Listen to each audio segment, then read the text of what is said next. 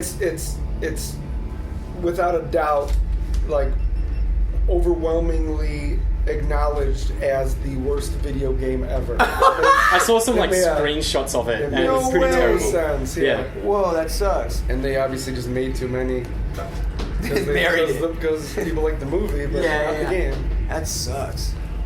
So I've got to give you guys a quick brief. What have you learned about your creative output, about yourself, about surviving? I've learned that people are really afraid of being confronted with themselves and, the uncomfortable truths of, the human condition. Sure. I've learned that answer makes me uncomfortable. That's how right. Yeah, see, that's my validation partner right there. Right on, it's working. Cool, great.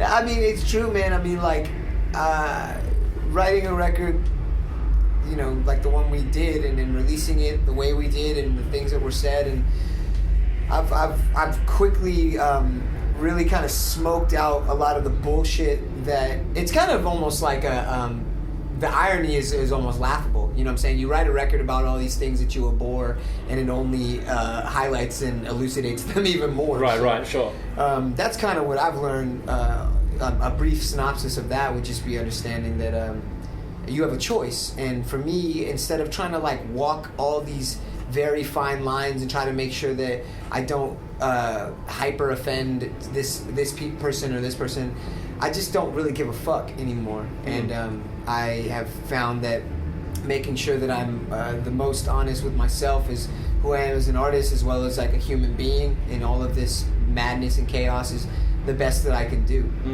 And I think that maybe hopefully that honesty can serve as a lesson or prove itself to be worthwhile, both in record and in my life, in my daily living. Right. So yeah, dude, real quick, some dude said to me last night, I was telling Bianca this, some dude said to me last night, I really like what you said, and I'm really, I back it, I appreciate it, because I'm only a little racist.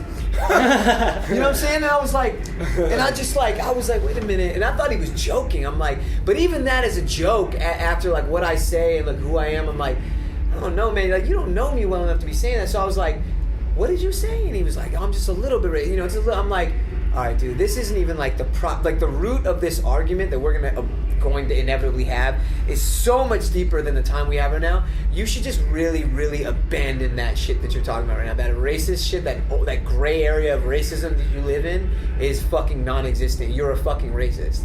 You're fucking racist, and I don't like that. You know what I'm saying? Perhaps before I would try to sort of, analyze it and see this sort of reason as to why, and I'm sure there are reasons, but in that moment, right then and there, I don't fucking like it, and I don't want fucking someone telling me they're a little bit racist. I don't care. Sure. I do care. Fuck you. Don't be that. Right. That's how I feel. Sure. Yeah. Now, I'm sorry about that. And the person was right there. Oh god, she probably cuts you guys. John, man, I mean, from your perspective, being within the band, obviously a lot of the album for Low Teens was revolved around Keith's experience with his family. From watching from your perspective, what did you learn? I'm really glad things worked out. It's very, very, very. I feel like I could bore you to death when it comes to the amount of stories I have about childbirth, and I'm just assuming that I don't have to tell the story of Keith and what happened. Yeah. I'm sure we can just go into it. I have a son. We tried for 4 or 5 years, and we had eventually went through in vitro fertilization, and that's just fucking gnarly and expensive. And then Keith had had to deal with his daughter being born 2 months early, and wow, I guess overall, just I would just say that you try to relate when Keith was going through that, and you try to say, well, this is how I feel like I can make a connection with him, and here's how I feel like I definitely can't. I think that's important for humans to do. It's okay to say, I don't know what you're going through, and therefore I can't tell you how I can help you. I'm not going to assume, oh, well, I lost a dog, so it's okay for everyone to have a different story, and it's okay for everyone to react to that story, because everyone's kind of wired, everyone is wired differently from their childhood. And so there isn't one way to react. And Keith went through something that maybe people read his story and go, went through that. We went through that. I have a preemie daughter. I had a wife. I mean, we had a miscarriage a year ago. But I wouldn't say, well, Keith, I had a miscarriage, and here's what I would do if I was you. And it's just everyone has their own story. Everyone, even if you go through the same things, you're going through them differently because of who you are. And I think in a way that helped me and the band get through that whole thing by letting Keith do what he needed to do. We don't put restrictions on Keith. He wrote a very personal album, and people took to it, and people love it, and we love it, and we're proud of it, and we're glad that he came out on the other side with a healthy child. I mean, he had a song on the last CD about his wife getting mugged, and it was a very difficult time for him. And sometimes we'll be playing that song, and I'll hear people singing along, and I'll be like, I just get a little weirded out. I'm like, wow. These people are like enjoying singing these fucking dark lyrics.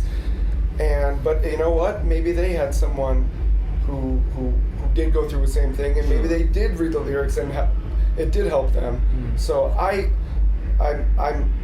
totally fine with anyone taking anything they need to take from our music, because we don't give you the CD doesn't come with rules. Here's what this song's about. Here's what these lyrics are about. Here's what this aggression and percussion and here's what you take from this. And you should have a good time during this song, and you should not have a good time during this song. So I guess the very long-winded answer to your question is that I've learned that everyone has their own meaning for everything. Nothing comes with a meaning. Sure. Some people think, look, watch Maury. When some people have a kid, they're pretty happy. When other people have a kid, they're pretty unhappy. Right. So nothing actually having a kid, getting married, losing your job, getting a job, dying. These things don't have meanings. You give them the meaning.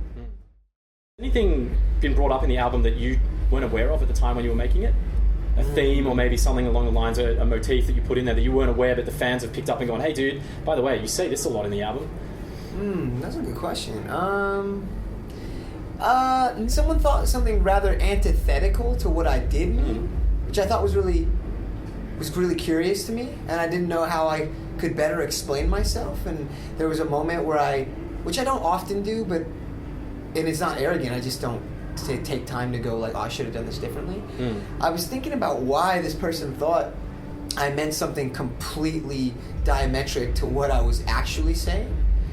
It was about sexuality and identification, and I am very much just like so far on the left, like so far on the left side of the spectrum. Like I care so much about people owning and feeling comfortable in their own identities and having a safe space and existing in a place where they can be whoever the fuck it is they are, or aren't. You know what I mean? Like, you do whatever you want to do. But someone had, mixed views on what I was trying to say about those things.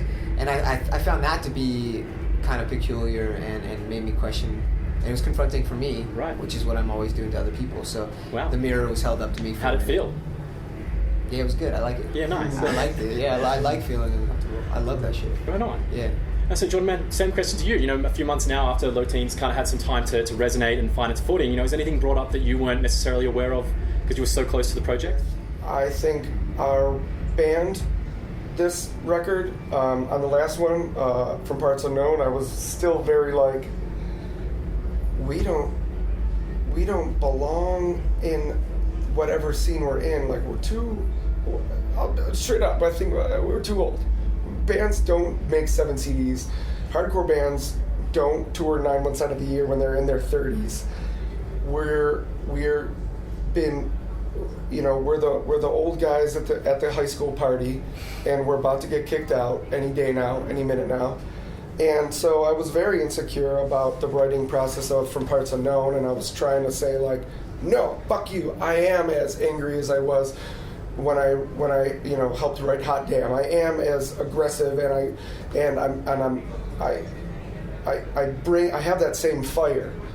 And so From Parts Unknown musically I was writing the fastest, heaviest stuff that I had ever written as my fuck you to anyone who thought that we didn't belong at the fucking party. Fuck you, this is our party. We're not kicking us out of your party, this is our party. Fuck you.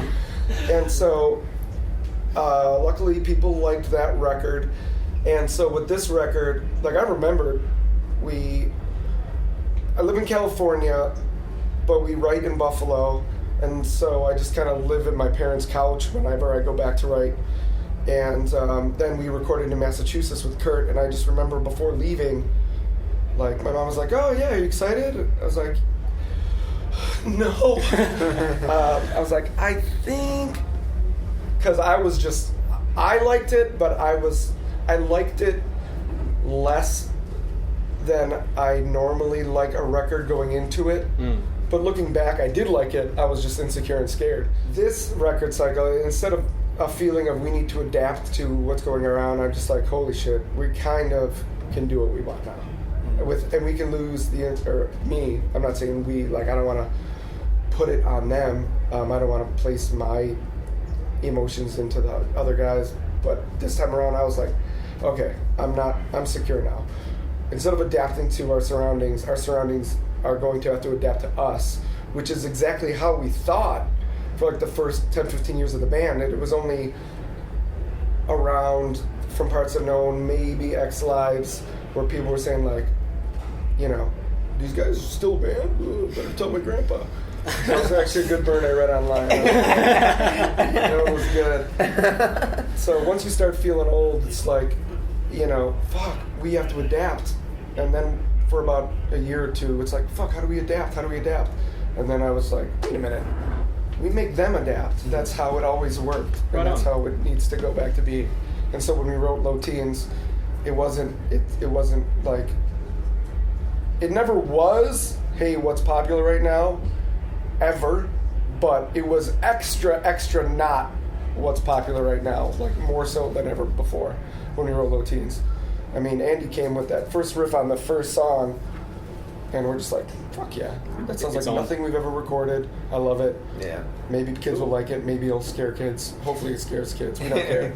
And that's kind of what... I fucking ramble. This is why I don't... No, that's great. That was perfect. That's all the questions I got for you guys. We definitely smashed through that. No, perfect. That's why I don't do interviews, because I ramble. This is exactly how I envision it going down in my head. Thank you for that, guys. That was great. Thank you. I got to do a little gift bag as well for artists. So there you go, guys.